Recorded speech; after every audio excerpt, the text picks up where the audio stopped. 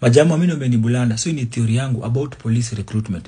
Mimi na feel hivi. Number 1, recruitment wa polisi wanafaa wanaongeza hiyo age from 28 to 35. So inafaa kitaka kuandika from 18 years to 35 years. So wasonyo wako 18 mpaka 26 au ni wasonyo trainiwa alafu wanapelekwa kwa operational units, understand? So either wanakuwa deployed wende kwa forward operation areas ama wanakuwa split na wanakuwa deployed wanaingia kwa tactical units hata kama ni kwa urban center. Ndio in case mambo ikisha kabisa wanakam alafu wanasaidia nini kupunguza kama in case kuna organized criminal activities, so ndio wanakamini.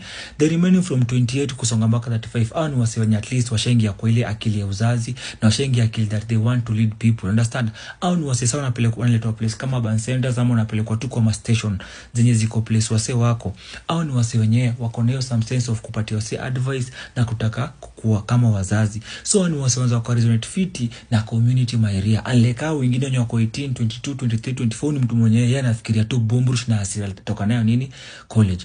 Then polisi pia na feel wanafaa invest na kuandika nini makadet na specialist. Cadet utakuwa na bring some sense of leadership kwa police, change from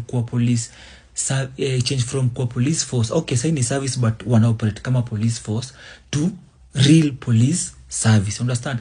Then ma specialist polisi wanze kuinvest kwa asset zao kama hospitali. So ma specialist wakikamin wanakuja na kwa madaktari, wanakuwa mafizio etc, understand? Itasaidia sana kufanya polisi iko ni a different thing na change.